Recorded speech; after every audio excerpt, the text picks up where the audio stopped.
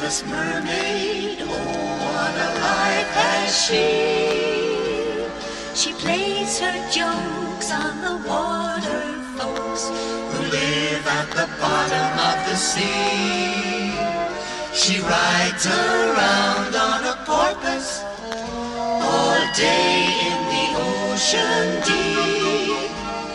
But when the starfish come out at night, Misty's fast asleep.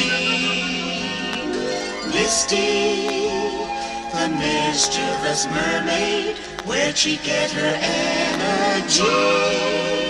She's a moving little, grooving little juvenile mermaid, pretty as a coral tree.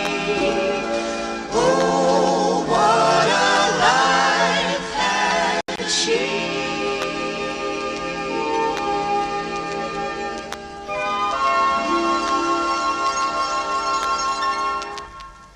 How do you do? My name is Prentice, and I'm a porpoise.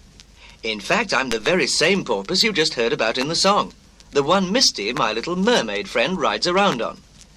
In case you haven't met any mermaids lately, I shall describe Misty for you. Or, better still, just take a look at the illustrations in your storyteller album, and you can see for yourself what she looks like. From the waist up, Misty is a bright, attractive little girl. From the waist down, she has the body of a wiggly fish. But from the waist up or the waist down, Misty spells just one thing to me. Mischievous.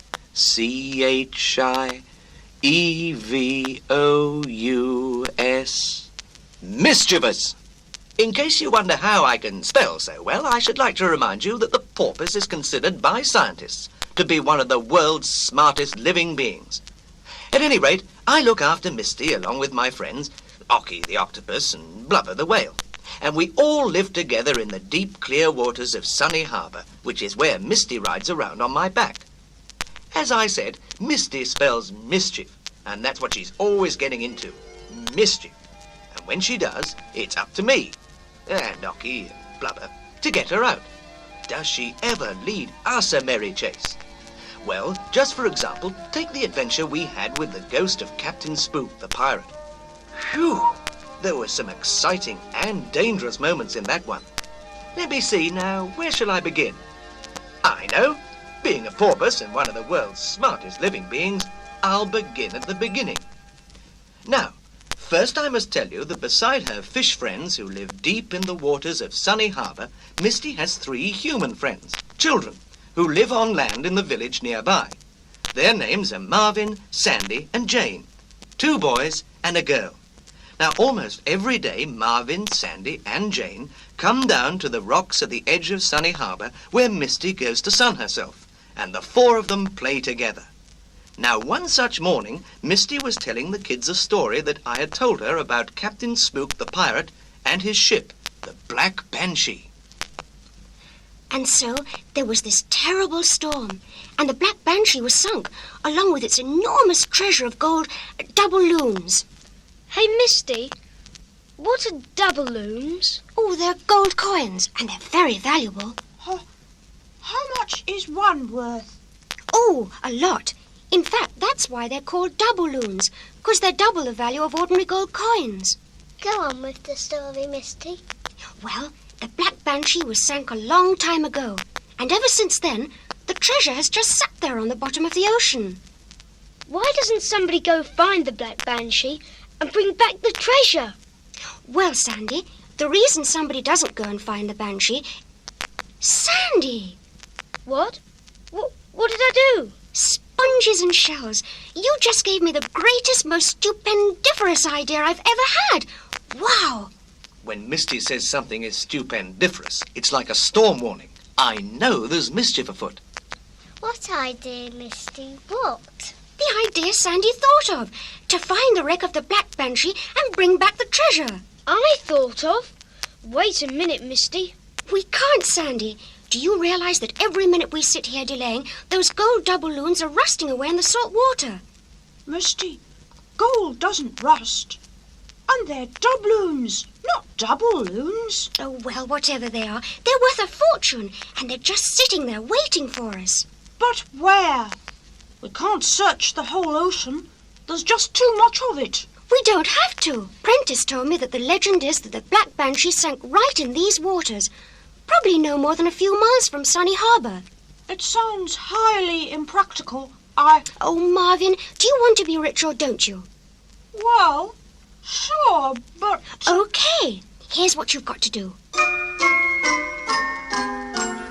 If you want to find a treasure and be happy as can be, just whistle along with this tiddly song and stick with me. I can make your life a pleasure. Yes, I've got the recipe.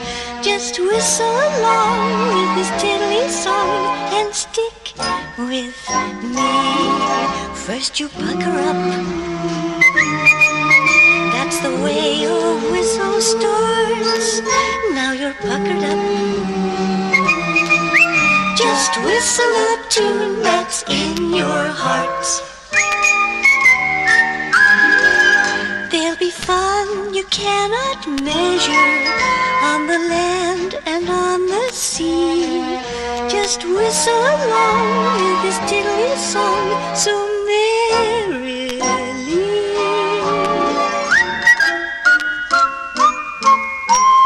Whistle and stick with me. There now. See how easy it's going to be? Sandy! Sandy, what's wrong? Oh, Jane, he's choking. Hit him on the back. Oh! Thanks, Jane. I was whistling and I got my pucker stuck. Okay, now here's how we get started. May I intrude?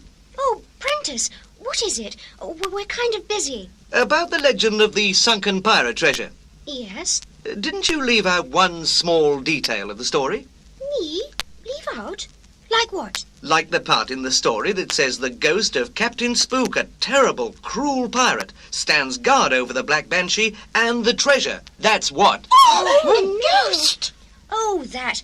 I don't believe in ghosts. Well, may I remind you that a lot of people don't believe in mermaids either. Now, we're due at Ocky's for lunch in 1 hour. And don't be late. Yes, Prentice. I'll be ready. I dived below the surface of the bay and left, with what dignity I could muster. Now, I suppose you're thinking the matter ended there, that we'd hear no more about going after the sunken treasure aboard the Black Banshee that was being guarded by the ghost of Captain Spook. Well, that just shows you don't know Misty. Before lunchtime, she'd convinced the children that the whole idea was safe and sound. And when we got to the home of Ocky the octopus, she enlisted him on her side and talked him into helping them build the raft they would need to go in search of the treasure. The next thing I knew, the whole crew, Misty, Marvin, Sandy, Jane, and Ocky, were at the water's edge building the raft. Another of our friends, Pablo the pelican, was perched on a piling watching the work. Now, as you know, an octopus has a whole bunch of arms and hands. So as they built the raft, everyone kept calling on Ocky for help. Hey there, Aki, give us a hand. Come on, Aki, give us a hand. We're gonna build a raft here on the sand. Got a lot to do and we need a hand. Give him a hammer, give him a nail. Stand aside for Aki and let him wail. He's got 1, 2, 3, 4, 5, 6, 7, 8 hands. Go, go, go. 8, 7, 6, 5, 4, 3, 2, 1 hands. Go, go, go. Help me saw the lumber. That's 2 hands. Help me put the mast on. That's 2 more. Help me tie the rigging. Just 2 left. Help me hoist the sail up. That's it, kids. Go, go, go. Mr. Rocket, go. Oh, 40 feet is busy. By heck. Put a brush in my mouth and I'll pave the deck. Go, Aki, go, go, go, go, go. Give us a hand, Aki, whoa, whoa, whoa. Give us a hand, Aki, whoa, whoa, whoa. Give us a hand, Aki, whoa, whoa, whoa. Hey, hold it! What's the matter? What is it? What's wrong, Ocky? Now look, you children, and mermaid, Yes, Ocky.